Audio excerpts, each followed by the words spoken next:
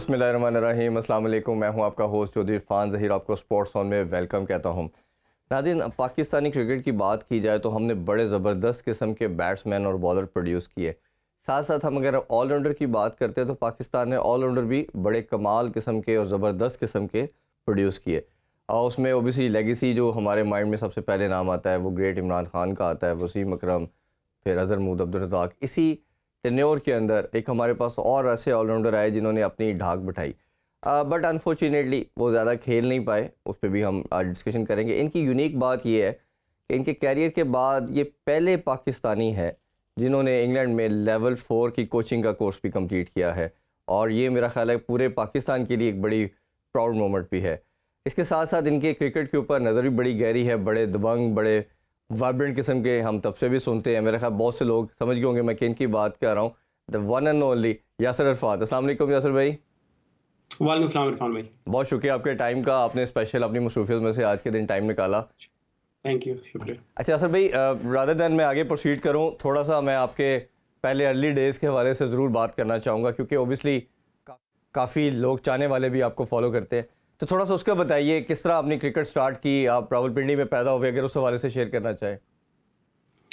बिल्कुल, बाकी क्रिकेटर्स की तरह मैंने भी काफ़ी छोटी एज में क्रिकेट शुरू कर दी, बट मोस्टली ये देखा जाता है कि हमारे मुल्क में लोग गली मोहल्लों में क्रिकेट खेलते हैं, टेनिस बॉल से क्रिकेट ज़्यादा खेलते हैं। मगर मैं बड़ा लकी था कि मेरे वालिद साहब को बड़ा क्रिकेट का शौक था, और उसकी वजह से मुझे उन्होंने छोटी एज से ही एक प्रॉपर क्लब में हार्ड बॉल के लिए मुझे उन्होंने उस क्लब को ज्वाइन करवा दिया। और मैं जब 11-12 साल का ही था तो मुझे एवरी डे, मैं स्कूल के बाद जब आता था तो हर रोज़ जाके 4 से 5 घंटे या 3-4 घंटे बॉलिंग करता था मैं। जी तो वो वहाँ से मेरा करियर शुरू हुआ, और उसके बाद फिर अंडर 15, आपको अगर याद हो, अंडर 15 के जी बिल्कुल ऐसे ही। पाकिस्तान की टीम बनी थी और ट्रायल्स हुए थे, ओपन ट्रायल्स हुए थे पूरे पाकिस्तान में। तो उसमें मेरी सिलेक्शन हुई। कई अच्छे प्लेयर उस टीम से, पाकिस्तान टीम को 6 से 7 प्लेयर जो है पाकिस्तान को जाके रिप्रेजेंट किया उन लोगों ने। तो वहाँ से फिर करते करते डोमेस्टिक, और उसके बाद अंडर 19, और उसके बाद मेरा करियर वहाँ से शुरू हो गया। अच्छा यासर भाई, आप उन लकी लोगों में से बिल्कुल कंसीडर होते हैं जिन्होंने हर लेवल पे क्रिकेट खेली। जिस तरह आपने बताया, अंडर 15 खेली, अंडर 19 खेली, फिर डेब्यू की बात करें तो 2000 में आपका डेब्यू भी हो जाता है। उस टाइम के अंदर अगर हम मज़ीद बात करें तो अब्दुल रज़ाक और हम अज़हर महमूद को देखते हैं, वो टीम का परमानेंट मेंबर थे। बट किसी भी टाइम के ऊपर हमने ये नहीं सुना कि यासर अरफात क्वालिटी वाइज या स्किल वाइज उनसे कम है। बट अनफॉर्चुनेटली हमने देखा कि आपने 3 टेस्ट मैच और 11 ओडीआई खेले, T20 वर्ल्ड कप भी 2007 वाला आपने खेला। तो आपको क्या लगता है कि उन दोनों के होने की वजह बनी आपका ज़्यादा लंबा क्रिकेट ना मिलने की, या आपको लगता है कि कहीं ना कहीं वो शायद बेहतर क्रिकेट खेल रहे थे, या आपको लगता है कि आपके साथ कहीं ना कहीं ज़्यादती की गई? मैं समझता हूँ कि वो दोनों क्रिकेटर मेरे से कई गुना अच्छे क्रिकेटर थे, और उन्होंने पाकिस्तान को ऐसी-ऐसी परफॉर्मेंसेस दी कि कोई अगर जब वो बैटिंग में मैच जिताते थे तो बैट्समैनों से अच्छी बैटिंग करते थे। जी अज़हर भाई की बात करें, रज़ाक भाई की बात करो, जब वो बॉलिंग करते थे, बॉलिंग में भी आप देखो फाइफर्स वनडे में लेना बड़ी कमाल की बात होती है। फिर टेस्ट क्रिकेट भी इन लोगों ने खेली। तो मैं समझता हूँ कि मेरे से तो वो कई गुना अच्छे प्लेयर थे।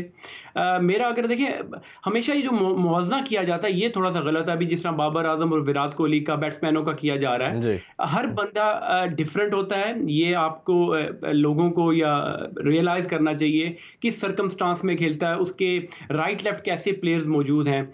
तो मैं ये समझता हूँ कि मैंने बड़ी ही हार्ड वर्क किया, बड़ी ही मेहनत की, नई से नई चीज़ें सीखी। मुझे शुरू में ये कहा गया कि मेरी पेस इतनी नहीं है, तो मैंने कोशिश की कि मैं पेस को बढ़ाऊँ। फिर मैंने कोशिश की 90 माइल से ज़्यादा पेस करके दिखाऊँ।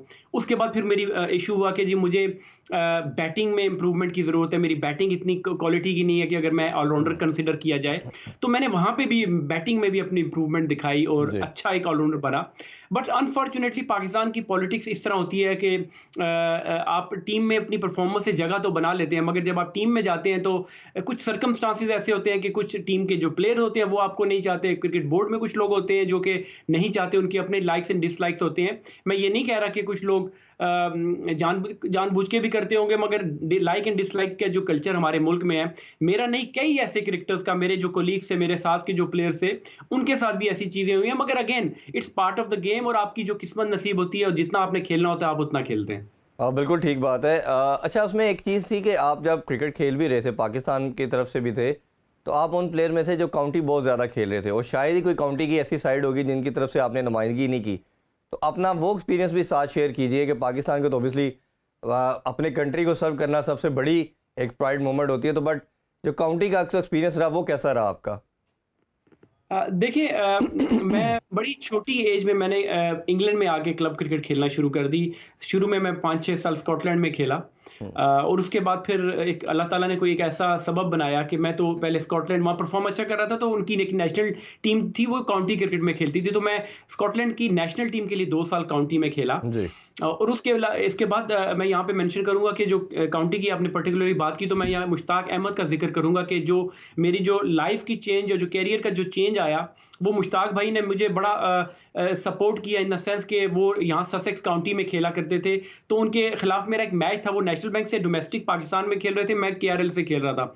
तो वहाँ पे उनको मेरी बॉलिंग में कोई ऐसी चीज़ नज़र आई कि उन्होंने कहा कि क्योंकि 2-2 ओवरसीज़ होते थे हर काउंटी में, तो राना नवीद उनके पार्टनर थे ससेक्स में। जी। तो पाकिस्तान टीम को उन्होंने जॉइन करना था, तो कोई 2-3 महीने का स्टिंट था। तो उन्होंने कहा था कि मैं आपको कोशिश करूँगा कि आपके ट्रायल्स वहाँ पे हों, आपको दिखाऊँ कोचेज़ को क्या आप में क्या एबिलिटी है। तो उसके बाद फिर मेरा वहाँ से जो मेरा पहला सीज़न था बड़ा अच्छा रहा। हम लोग पहले ही सीज़न चैंपियनशिप भी जीती और लॉर्ड्स फाइनल होता है, वो जी। दोनों ट्रॉफीज़ हम जीते। तो उसके बाद मेरी जो है इंट्रोडक्शन पूरी काउंटी सर्किट में हो गई और फिर मुझे वहाँ से फिर मैं तकरीबन 12 से 13 साल जो है मैं नॉन स्टॉप काउंटी क्रिकेट खेला। अच्छा यासर भाई, हर प्लेयर का ऑब्वियसली कोई ना मेंटोर होता है, कोई आइकॉनिक प्लेयर होता है जिसको आप फॉलो करके क्रिकेट स्टार्ट करते हो। तो आपका ऑल टाइम फेवरेट कौन सा रहा जिसको देख के यासर अरफात ने अपनी क्रिकेट का कैरियर को स्टार्ट किया? मेंटोर की अगर बात करें तो मैं तो मेरे वालिद साहब मेरे मेंटोर मैं उनको कहता हूँ, क्योंकि शुरू से लेके आखिर तक, क्योंकि आप टीम में जाते हैं, आप टीम से ड्रॉप हो जाते हैं, आप इंजर्ड होते हैं, टीम वापस घर आ जाते हैं, तो मेंटरिंग जो आपकी मेरे केस में हुई वो मेरे वालिद साहब ने बड़ी मेंटरिंग की, क्योंकि बंदा डिस्ट्रैक्ट हो जाता है ज़्यादतियों से, जी। इंजरी से, इस तरह की चीज़ों से बंदा डिस्ट्रैक्ट हो जाता है, मगर उन्होंने हमेशा मुझे मोटिवेट करते करते रहे, जिसका मुझे फ़ायदा हुआ। पाकिस्तान टीम की आप बात करें तो बहुत सारे ऐसे क्रिकेटर्स हैं, वो स्टेप बाय स्टेप अगर आप देखें, शोएब अख्तर ने शुरू में मुझे काफ़ी हेल्प किया, काफ़ी सपोर्ट किया, जब मैं जूनियर था मेरे साथ उन्होंने क्रिकेट खेली थी। उसके बाद पाकिस्तान टीम में आके यूनुस खान ने मुझे बड़ा सपोर्ट किया, जी। उनकी मेंटरशिप में मुझे बड़ा फ़ायदा हुआ और भी ऐसे कई प्लेयर्स हैं जिन्होंने मुझे कैरियर में बड़ी हेल्प किया। बिल्कुल ठीक है। और अभी हमारा एक मसला जो ऑलराउंडर की बात करें तो काफ़ी सीरियस नज़र आ रहा है। हम कोई भी ऑलराउंडर को लंबा लेके चल नहीं रहे। स्पिनर की अंदर बात करें तो इमाद वसीम थे, फिर इसी तरह शादाब हैं, बट फास्ट बॉलर का जो मसला है वो हमारा कहीं सेटल डाउन हो नहीं रहा। फ़हीम अशरफ को हमने काफ़ी लंबा रन दिया, फिर आउट ऑफ द नो वे हमने देखा उनको बाहर कर दिया गया। अब उनकी जगह पे हम देख रहे हैं कि मोहम्मद वसीम हमारे साथ हैं, वो टीम का परमानेंट मेंबर बन के खेल रहे हैं। उसके अलावा आमिर यमीन है, माद बट है, काफ़ी लंबी लिस्ट है जो हमारे डोमेस्टिक के अंदर भी लड़के परफॉर्म कर रहे हैं। तो आपकी एज ए ऑलराउंडर या आपकी जो नज़र है उसके अंदर आप क्या समझते हैं, कौन सा ऑलराउंडर ऐसा है जो पाकिस्तान के लिए बेनिफिशियल हो सकता है और लंबा सर्व कर सकता है?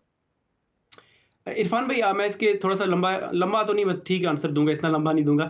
देखिए आपने शुरू में जो रज़ाक भाई की या अज़हर भाई की बात की और फिर मेरी भी आपने बात की, तो देखिए 90s में, लेट 90s में या उससे पहले जो क्रिकेटर्स मोस्टली जो पाकिस्तान टीम में आया करते थे, वो लंबी डोमेस्टिक क्रिकेट खेला करते थे। और उसके साथ साथ वो देखिए 18 से 20 मैच फर्स्ट क्लास के मैचेस होते थे, लंबी लंबी बॉलिंग इन्होंने की होती थी। तो जो बंदा टीम में आता था वो कोई 70 आउट करके आ रहा है डोमेस्टिक में, कोई 90 आउट करके आ रहा है। ऐसे ही। कबीर खान ने एक साल में 106 के साथ आउट भी किए हुए थे। तो आप देखिए कंपटीशन ज़्यादा होगा, ज़्यादा लड़कों को मैचेस मिलेंगे, प्लेटफ़ॉर्म मिलेंगे परफ़ॉर्म करने के, तो प्लेयर में निखार आएगा। सिमिलरली ऑलराउंडर्स की बात करें तो हम लोग देखें जब ज़्यादा मैचेस खेलेंगे फिर एज़ अ ऑलराउंडर आपको बैटिंग करने का भी मौका मिलता है 4 डे में, और जो आपकी इंप्रूवमेंट होती है बॉलिंग की स्किल्स की, फिटनेस की या बैटिंग की, अगर आप बात करें लंबी इनिंग खेलने की, तो आप 4 डे क्रिकेट से आप सीख सकते हैं। तो इन लड़कों के जो जिनके नाम आपने रिसेंट में लिए, तो ये क्रिकेटर्स मुझे ये लगता है कि इनकी फर्स्ट क्लास क्रिकेट इतनी ज़्यादा नहीं है। तो इनको जब से अगर इन्होंने अपने आप को इंप्रूव करना है, एक अच्छा ऑलराउंडर बनाना है, लॉन्गर फॉर्मेट के लिए, तो इनको 4 डे क्रिकेट खेलनी पड़ेगी। उसके बगैर ये 4 ओवर करके आप कहें कि ऑलराउंडर टेस्ट में जाके खेल के लंबी बॉलिंग करेगा, तो आप देखें इंजरीज़ का इश्यू चल रहा है, परफॉर्मेंस कंसिस्टेंट बेसिस पे नहीं आ रही। तो ये छोटी-छोटी चीज़ें बेहतर तभी होंगी कि आप ज़्यादा से ज़्यादा लड़कों को 4 डे क्रिकेट खिलवाएँ। अच्छा, तो लेकिन यासर भाई कोई होता है ना, आपको स्किल वाइज नज़र आता है कोई लड़का ऐसा जिसमें आप समझते हो कि इसके अंदर वो तमाम इंग्रीडिएंट्स मौजूद हैं जो कि जी, एक जी। अच्छा ऑलराउंडर बनने के अवेलेबल हैं, तो वो आपकी नज़र में कौन सा ऐसा इन 7-8 नामों में से आपको लगता है कि जो सबसे बेस्ट कमोडिटी है?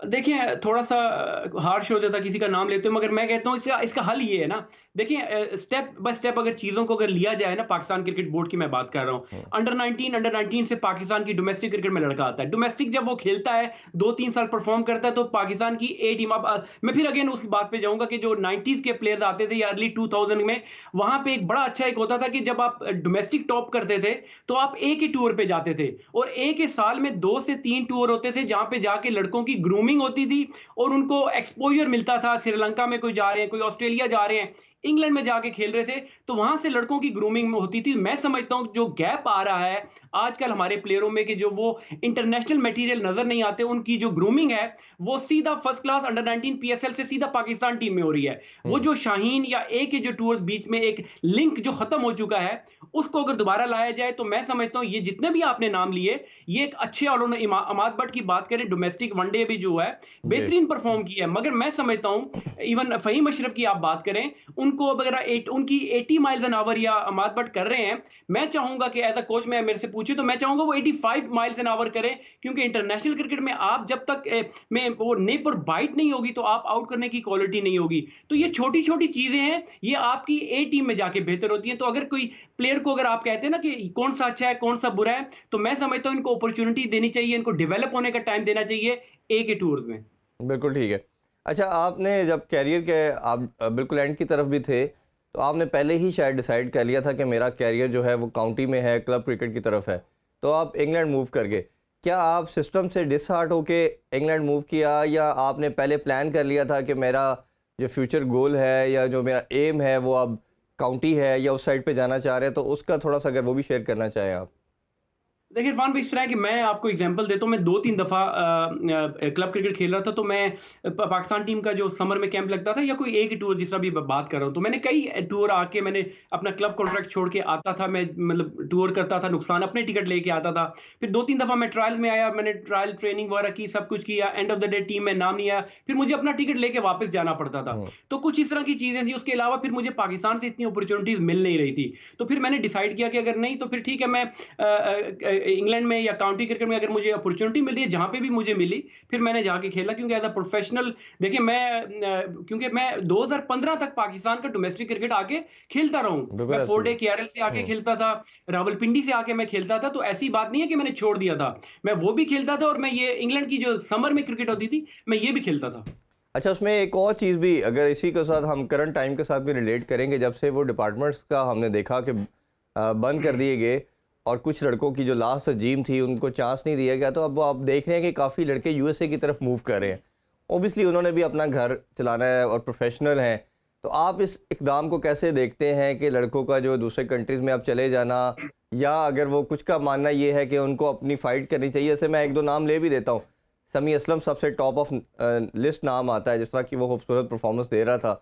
बट जो लास्ट बोर्ड था, जो रजीम थी या कोचेस थे ख़ास तौर पे, उनकी भी जिस तरह आपने लाइकिंग डिसलाइकिंग की बात की, तो वो शायद उसको पसंद नहीं करते थे और उसने इतना ज़्यादा परफॉर्म किया डोमेस्टिक के अंदर कि वो बेचारे को फिर भी चांस नहीं मिला, वो डिसहार्टेड होके अब वो जा चुका है। तो ऐसे ऐसे प्लेयर्स के लिए आपका क्या मैसेज है, या आप क्या समझते हो, क्या उनका ठीक डिसीजन है ये?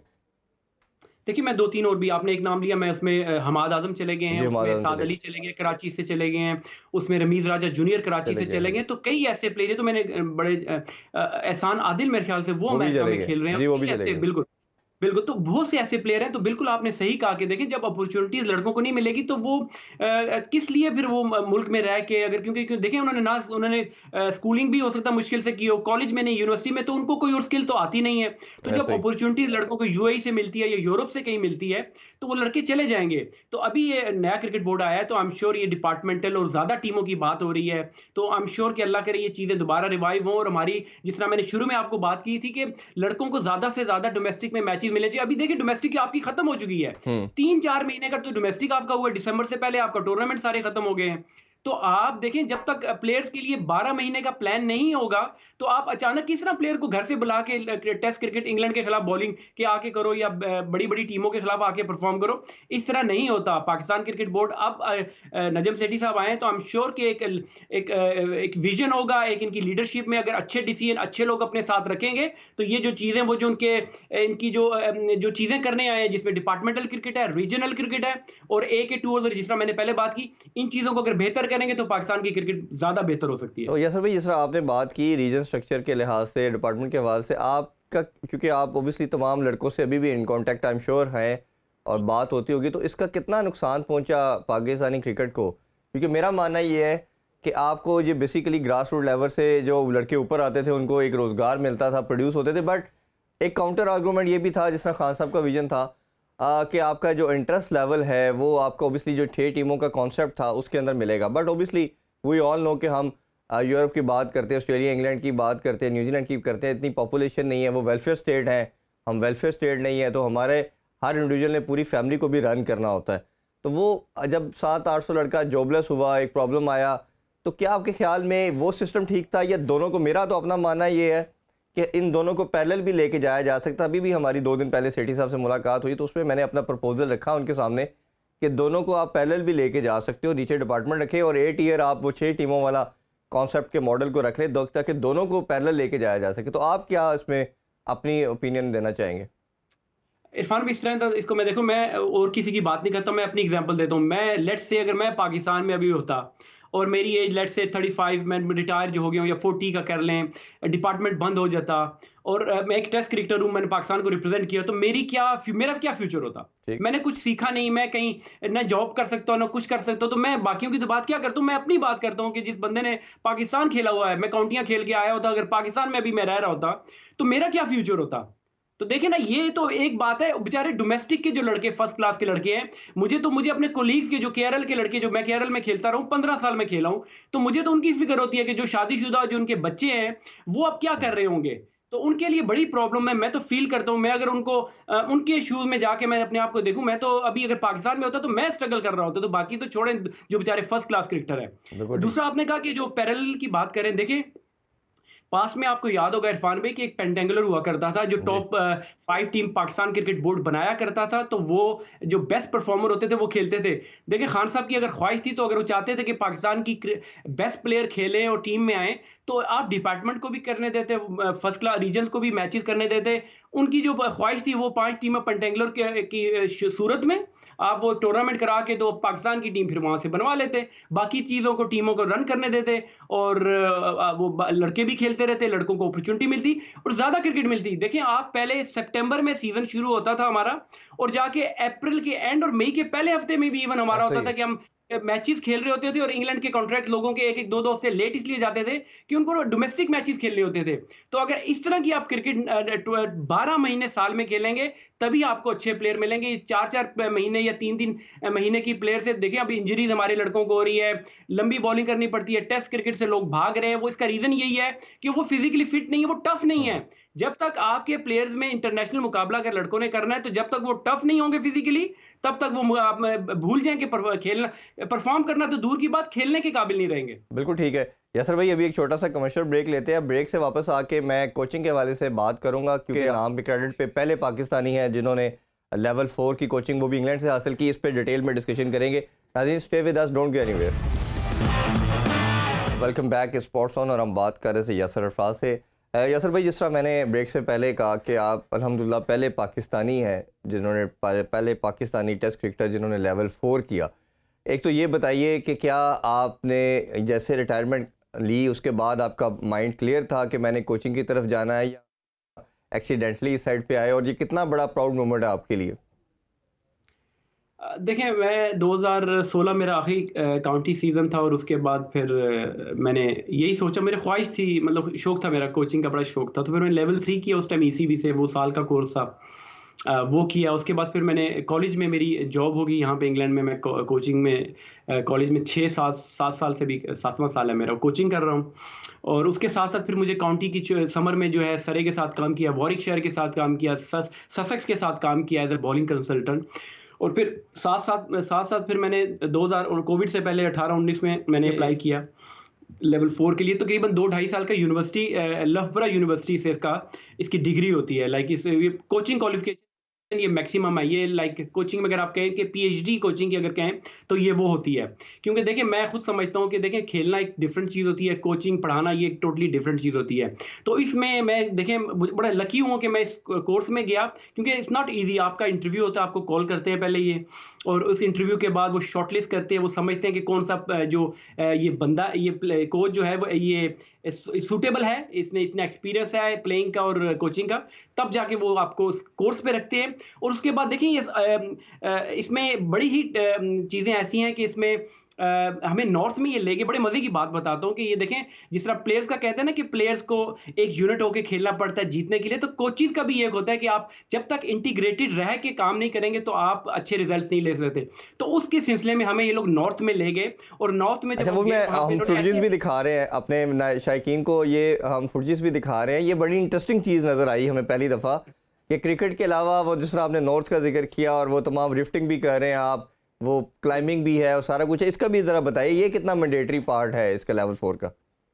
देखिए इसमें जितने भी हमारे कोच लड़के थे उसमें 27 लोग थे, और उस कोर्स में हमें नॉर्थ में जब ये लेकर गए तो ये बोट राफ्टिंग हमने की, और पहाड़ी से नीचे, क्लिफ से नीचे हमें लेकर आए, फिर कोई गार था, गार में से हमें इन्होंने गुजरवाया, और कई ऐसी चीज़ें की। और देखिए उसका रीज़न ये होता है, देखिए जब आप 8 लोगों का एक टीम होती है या 10 लोगों की टीम होती है, तो आपने फ़र्ज़ करो ये राफ्टिंग की बात कर रहे हैं, बोट की, तो इसमें आपने प्लानिंग करनी है कि आपके जो कम्युनिकेशन है, आपके जो पीछे बंदा है उसके साथ कैसा कम्युनिकेशन है, आपने इशारों से, बातों से कैसे गाइड करना है कि आपने वो जो नदी है, जो भी पानी है, उसके दूसरे एंड पे जाना है। सिमिलरली गार का भी है कि आपके साथ एक लड़का दे देते हैं, वो आप कम्युनिकेट करके आपने एक दूसरे से बातचीत करके आपने गार के दूसरे एंड पे पहुंचना है। फिर यही है ट्रस्ट लेवल की हम जो बात करते हैं कि प्लेयर्स और कोच में ट्रस्ट नहीं होता।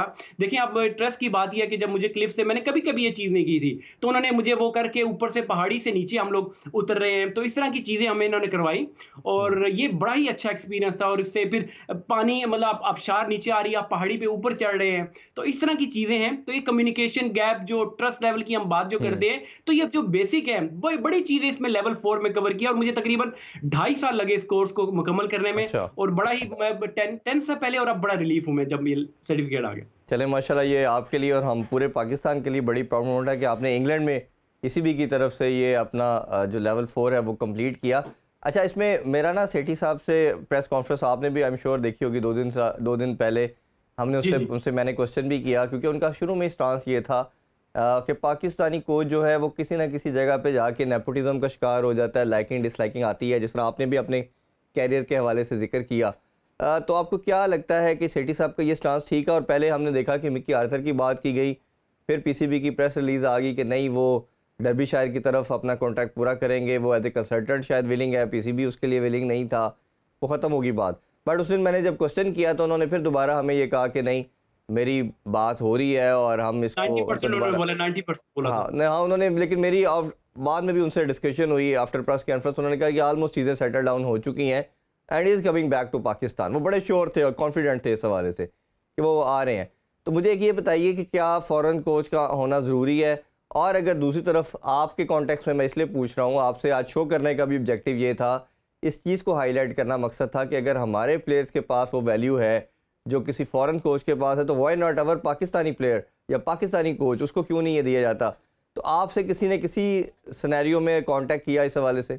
देखिए फॉरेन कोचेस की बात करें तो मुझे ये लगता है जो फॉरवर्ड है पाकिस्तान क्रिकेट के लिए स्पेशली, वो यही है कि फॉरेन कोच होना चाहिए, ठीक। एक ऐसा एक्सपीरियंस्ड जिसने इंटरनेशनल लेवल पे कोचिंग की हो। और मिकी की जब बात कर ले तो मिकी ने तो ऑलरेडी पाकिस्तान में काम किया और सक्सेसफुल रहा है, वो कल्चर को समझता है, श्रीलंका में उसने काम किया और वो बेहतर समझता है, और एक्सपीरियंस कोच भी है।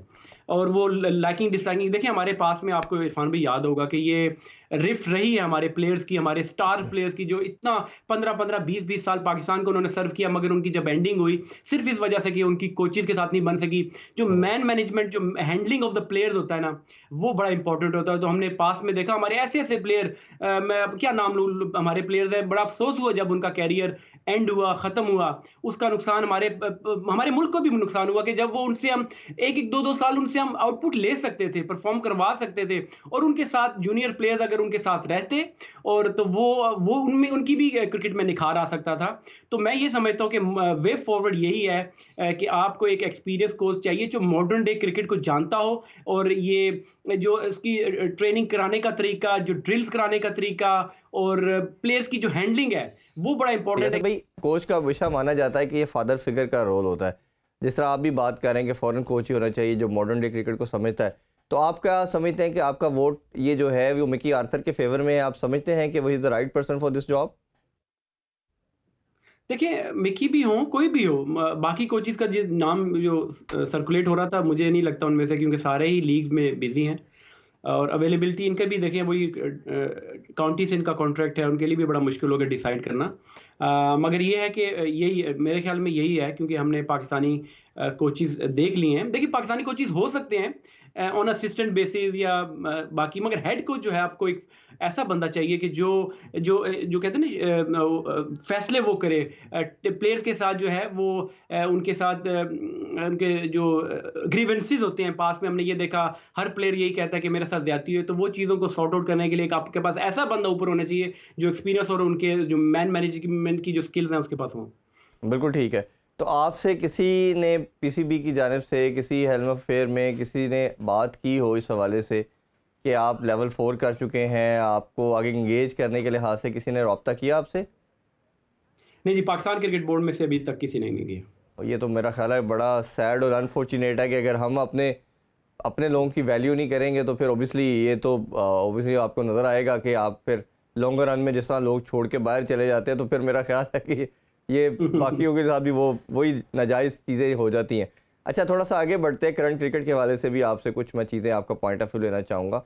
जी जी। जिस तरह लास्ट रजीम थी, रमीर राजा साहब थे चेयरमैन पीसीबी, हमने देखा उन्होंने काफ़ी डिसीजन लिए, ड्रॉप इन पिचेस के हवाले से बात कर लें, जूनियर प्रीमियर लीग के हवाले से बात कर लें, कुछ ऐसे फिर वुमेन प्रीमियर लीग के हवाले से भी होने जा रही है अभी।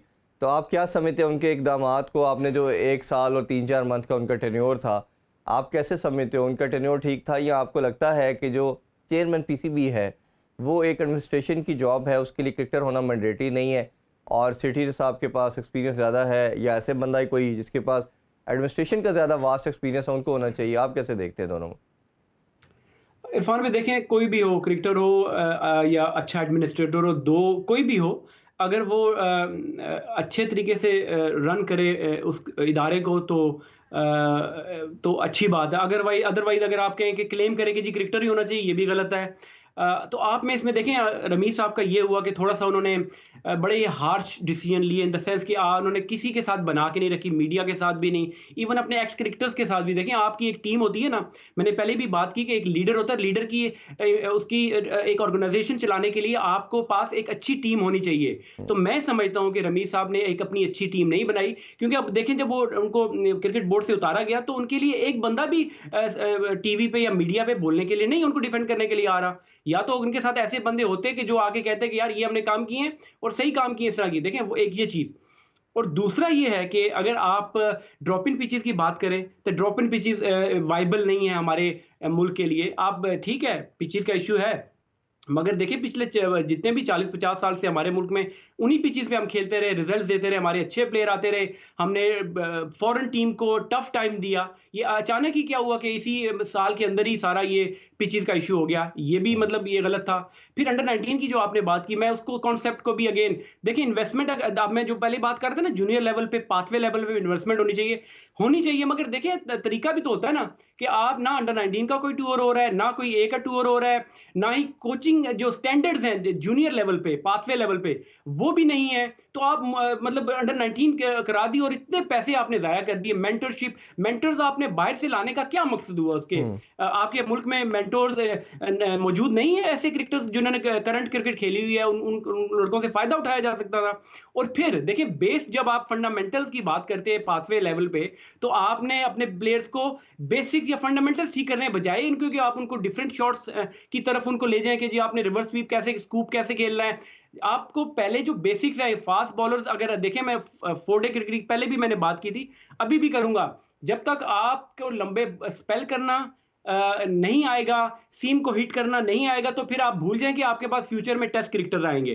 तो ये छोटी-छोटी चीज़ें हैं, आइडिया इन द सेंस कि जो इन्वेस्टमेंट करना चाह रहे थे जूनियर पे, मगर वो गलत जगह पे कर रहे थे, गलत तरीके से कर रहे थे, उसको बेहतर किया जा सकता था। आपका मानना तो ये है कि अब वो T20 की बजाय ओडीआई या फोरडे क्रिकेट पे इन्वेस्ट करते, जो बाकी क्रिकेटर्स का मानना है, ये चाह रहे हैं आप भी? बिल बिल्कुल, 4 डे में कर देते और अच्छी देखिए कोचिंग मैं समझता हूँ कि पाकिस्तान टीम में ऑब्वियसली जो सीनियर की तो छोड़ दें, जूनियर लेवल पे मैं समझता हूँ कि बहुत ही फुकदान है अच्छे कोचेज़ का। और जो प्रैक्टिसेज़ हम कर रहे हैं, क्योंकि जितने प्लेयर से मेरा इंटरेक्शन होता है, तो वो इवन अंडर 19 लेवल तक जो पाकिस्तान खेल के आ रहा है, तो कहता है यार मुझे कोच ने अभी तक बताया नहीं है कि मेरी ग्रिप में ये फॉल्ट है, मेरी ऑफ हुँ। साइड पे अगर शॉट्स नहीं जा रही, तो उस पे बात ही कभी नहीं किसी ने की। वो मैं क्लब में या मेरे फैमिली वाले आके बताते हैं कि ये प्रॉब्लम आ रहा है, ये मैं डिस्कस करता हूँ। पाकिस्तान टीम में बहुत बड़ा फुकतान है पाथवे लेवल पे अच्छी कोचिंग का। तो अगर आप देखिए इंग्लैंड की बात करें, इंग्लैंड के 3 टियर हैं, अंडर 19 से जूनियर को छोड़ दें, 19 इंग्लैंड यंग लायंस और इंग्लैंड लायंस, उसके बाद जाके उनका जगह बनती है उनकी टीम में, फिर काउंटी बीच में जो चल रही है 18 टीमें। तो आप जब प्लेयरों पे इतना काम होगा with from the age of 10, देखिए 10 साल का बच्चा पिक कर लेते हैं और ऐसे ही। 19 साल तक ये जो प्रोसेस उन पे लगता है, तो फिर आप रिजल्ट्स आपके सामने हैं। और मेरा मानना ये है कि जिस बच्चे ने क्रिकेट खेलनी है वो 7 से 10 साल तक अगर उसने बैट या बॉल नहीं पकड़ा तो अब लेटर ऑन नहीं वो बन सकता किसी भी स्पोर्ट्स के अंदर। तो ये तो बड़ा अर्ली पिकिंग की बात है और बिल्कुल आपसे मैं एग्री करता हूँ। अच्छा, थोड़ा सा बात जैसे हमने कोचेज़ के हवाले से भी कर ली, सिस्टम के हवाले से भी कर ली, एक सबसे मेन हमारा बोन ऑफ कंटेंशन जिसे कहना चाहिए, एक टॉपिक ऑफ डिस्कशन भी जो आजकल चल रहा है वो कैप्टनसी है। कुछ लोगों का मानना ये है कि कैप्टनसी ग्रेजुअली आती है, करने से आती है, जैसे वसीम अकरम साहब की भी कल हमने स्टेटमेंट सुनी। कुछ कहते हैं, दूसरा स्कूल ऑफ थॉट ये है कि ये बाय बॉर्न होते हैं और ये कमोडिटी जो है वो, जैसे सरफराज की अगर हम एग्जांपल ले लेते हैं कि वो कहते हैं बाय बॉर्न था, उसने अंडर 19 की, अंडर 16 की और हर लेवल पे करता आ रहा था, उसको कैप्टनसी इसलिए आती थी। बाबर के इन कॉन्टेक्स्ट देखें तो बाबर बिट्स एंड पीसेस में तो ठीक करता है, जैसे कोई बड़ा इवेंट आता है, जब प्रेशर गेम आती है तो वो चोक कर जाता है। तो आप कैसे देखते हो कैप्टनसी के हवाले से, और क्या आपको लगता है कि बाबर को भी रन देना चाहिए लंबा, या बाबर से अपनी परफॉर्मेंस भी हैम्पर हो सकती है और उसकी जगह पे उसको रिलैक्स करके किसी और प्लेयर को देनी चाहिए, जैसे विराट कोहली के साथ इंडिया ने किया? देखिए बड़ा ही क्रूशियल होगा ये, बड़ा ही डिसीजन जो होगा इसको जल्दी में नहीं करना चाहिए, क्योंकि आपका मेन प्लेयर है, आपकी जो कोर है पाकिस्तान टीम की, वो बाबर आजम है। तो अगर आप उनको डिस्टर्ब करेंगे, मैं तो समझता हूँ कि वो वही मैं इसलिए मैं कहता हूँ कि एक अच्छा हेड कोच ऊपर होगा, तो जो उनको इस मुश्किल से निकालने के लिए उसकी बड़ी ज़रूरत होगी। जब वो सामने बैठा होगा, वो फेस टू फेस बैठ के बात करेंगे, सीनियर प्लेयर जो पाकिस्तान क्रिकेट बोर्ड आपस में जब बैठ के बात करेंगे, तो उसका अगर कोई हल निकले अच्छा है। देखिए अब ऑलरेडी आपके पास वर्ल्ड कप में कुछ 6 से 7 महीने तो रह गए हैं। तो अगर टेस्ट क्रिकेट वैसे नहीं हो रही, तो आपको ना टेस्ट का भी डिसाइड नहीं करना चाहिए। वर्ल्ड कप तक मेरे ख्याल से इनको इनके साथ परसिस्ट करना चाहिए, कि आपके पास ऑप्शन शादाब की है। अगेन शादाब भी यंग है, तो अगर शादाब और इनका कंपेयर करेंगे तो मैं फिर बाबर को ही फेवर करूंगा, क्योंकि टाइम थोड़ा है। क्योंकि all of a sudden world cup से पहले अगर आप चेंज करेंगे, तो वो मेंटली वो भी तैयार नहीं है। तो अगर आप थोड़ा वेट कर लें, हेस्टी डिसीजन ना करें, हो सकता है उसका इस डिसीजन पे बाबर की अपनी परफॉर्मेंस में फ़र्क पड़े, टीम का माहौल ख़राब हो जाए। तो इन चीज़ों को देखना पड़ेगा, और एक अच्छा कोच ही इस चीज़ को बेहतर तरीके से हैंडल कर सकता है। तो अगर आपको क्या लगता है कि मेरा, जहाँ तक मेरे ज़राए के मुताबिक, मिकी आर्थर जो है वो शायद चाह रहे हैं कि कैप्टन भी चेंज किया जाए, तो अगर कैप्टन का वो नाम लेते हैं, क्योंकि सारी अथॉरिटी जो मेरे ज़राए के मुताबिक उनको अथॉरिटी के साथ आ रहे हैं, तो जब उनको सारी अथॉरिटी दी जाएगी तो उस अथॉरिटी का पार्ट कैप्टनसी की सिलेक्शन, आपके प्लेइंग 11, ये सब उनके पास होंगे। और उन्होंने थोड़ा सा अपनी प्रेस कॉन्फ्रेंस में उसका अंदिया भी दिया सेठी साहब ने कि कुछ प्लेयर्स के ऊपर भी बात हो रही है, उसने अपने प्लेयर्स बताए भी हैं जो टीम में होने चाहिए, क्योंकि आपको पता है ये जो टीम खेल रही है समहाउ वही है जो मिकी आर्थर के दौर में लड़के आए, सब वही हैं। तो अगर वो ऐसा कोई डिसीजन लेते तो फिर आप क्या समझते हैं कि बोर्ड रेजिस्ट करेगा या जो मिकी आर्थर कहेगा उसी को फॉलो किया जाएगा? देखिए मिकी अगर आते हैं, अल्लाह पहले तो बात है वो आते हैं कि नहीं आते। अगर आते भी हैं, तो देखिए अल्टीमेटली रिस्पॉन्सिबिलिटी आंसरेबल जब टीम की परफॉर्मेंसेज होंगी, तो वो हेड कोच ही होंगे, मिकी आर्थर या कोई भी होंगे, रिस्पॉन्सिबिलिटी उनकी बनती है। तो अगर आके मुशावरत, ऑब्वियसली वो भी मुशावरत करेंगे पाकिस्तान क्रिकेट बोर्ड के जो टॉप ऑफिशियल्स होंगे उनके साथ मिलकर, वो प्रोज एंड कॉन्स देखेंगे कि इसका क्या असर हो सकता है। और जिस तरह मैंने पहले कहा कि रिस्पॉन्सिबिलिटी उन्हीं की होगी कि वो जब वो एक प्लान स्ट्रेटजी बनाएंगे, एग्जीक्यूशन एक करना चाहेंगे, तो वो चाहेंगे भी कि कप्तान उनके मतलब का हो, और वो जिस टाइप का वो कप्तान चाहते हैं, तो वो ऑब्वियसली उनको वो हक भी रखते हैं इस चीज़ में कि वो अपना एक कप्तान हो उनका। बिल्कुल ठीक है। अच्छा, लास्ट नोट पे यासर भाई ये बताइए, अब आप क्या सोच रहे हैं? आपने लेवल 4 भी कर लिया, इंग्लैंड में ही अपनी ज़िंदगी गुजारना चाह रहे हैं, उधर ही कोचिंग करेंगे, या अगर किसी लेवल पे पाकिस्तानी टीम को ज़रूरत पड़ती है या पीसीबी आपसे कांटेक्ट करता है कोचिंग के लिहाज से, नॉट नेसेसिटी के हेड कोच के तौर पे अंडर 19 हो जाता है, वुमेन टीम हो जाती है, या उसके अलावा शाहीन की बात कर रहे हैं या ए टीम थी पहले, इनमें से किसी की कोचिंग का आपको टास्क दिया जाता है, तो क्या आप उसको प्रेफरेंस देंगे? देखिए, मैं वो वेट एंड सी वाली बात है कि जो चीज़ नसीब की किस्मत नसीब में होगा, जहाँ कदम लिखे होंगे। मैंने आपके शुरू में कहा था कि मैंने जितनी क्रिकेट खेली मेरे वो नसीब में थी। तो अभी भी देखिए, मैंने कभी सोचा तो नहीं था कि मैं इंग्लैंड में आके सेटल होऊँगा और यहाँ रहूँगा और काम करूँगा। मगर ये है कि ये आपकी किस्मत नसीब होती है, और आपको एक छोटा-सा डिसीजन जो है आपकी लाइफ़ चेंज कर देता है। तो अगर इस तरह की अपॉर्च्युनिटी आएगी, कोई पाकिस्तान क्रिकेट बोर्ड अगर राब्ता करेगा, तो मेरी जो एक्सपर्टीज़ होंगी, जो मेरी जो चीज़ है, तो ऑब्वियसली उससे मैं चाहूँगा कि वो हमारे प्लेयर्स को, जूनियर्स जो भी हैं, उनको फ़ायदा हो। ऑन एंड ऑफ मैं जब पाकिस्तान भी जाता हूँ, तो मैं क्लब क्रिकेट में जाता हूँ, क्लब क्रिकेटर्स के साथ बात करता हूँ, तो मैं उनको जो चीज़ें मैंने सीखी हैं, वो मैं उनको बताता हूँ और उनसे मैं हमेशा उनको हेल्प करता हूँ। बिल्कुल ठीक है। चलें, हमारी तो दुआ और उम्मीद है कि आप आएँ पाकिस्तान, और जिस तरह हमने कहा कि हमारी बड़ी प्राउड मोमेंट है कि हमारे किसी पाकिस्तानी टेस्ट क्रिकेटर ने लेवल 4 किया, तो ओबियसली हम चाहेंगे कि आके अपने मुल्क को ऑब्सर्व भी करें। लास्ट नोट पे यंगस्टर के लिए, जो प्लेयर्स आपको देख रहे हैं, सुन रहे हैं, उनके लिए कोई मैसेज देना चाहें तो प्लीज़ हमारे प्लेटफॉर्म से दीजिएगा। देखिए, उम्मीद कभी भी नहीं छोड़नी चाहिए। आप जब कोई चीज़, किसी चीज़ में, आप किसी फ़ील्ड में आते हैं, आप मीडिया की फ़ील्ड में हैं, तो आप कई आपके अप्स एंड डाउन्स आए होंगे, लोज़ आए होंगे, मगर आप परेशान हुए होंगे, मगर हमेशा आपने एक एम या टारगेट रखा होगा, तो उम्मीद कभी नहीं छोड़नी चाहिए। सिमिलरली क्रिकेटर्स को भी मैं यही, मेरी हमेशा मैसेज होता है कि अपनी अपनी बारी का इंतज़ार करें। आप ये ना कहें कि मेरे साथ वो बंदा ज़्यादती कर रहा है, वो ज़्यादती कर रहा है। आप हमेशा अपनी बारी का इंतज़ार करें, और आपकी जो इस्तात में जो चीज़ें हैं, मेहनत करना, और उसमें आप कमी ना छोड़ें, फिर अल्लाह ताला आपके लिए रास्ते खुद ब खुद बनाता है। बिल्कुल ठीक है, बहुत खूबसूरत मैसेज दिया आपने। यासर भाई, अगेन आपका बहुत बहुत शुक्रिया, आपने अपना टाइम निकाला। इंशाल्लाह हम कोशिश करेंगे फ्यूचर में भी आपको ज़रूर ज़हमत दें। नाज़रीन, आपने गुफ्तगू सुनी यासर अरफात की। इंशाल्लाह मुलाकात होगी आपसे कल। अपना बहुत सा ख्याल रखें। अल्लाह हाफ़िज़। पाकिस्तान ज़िंदाबाद।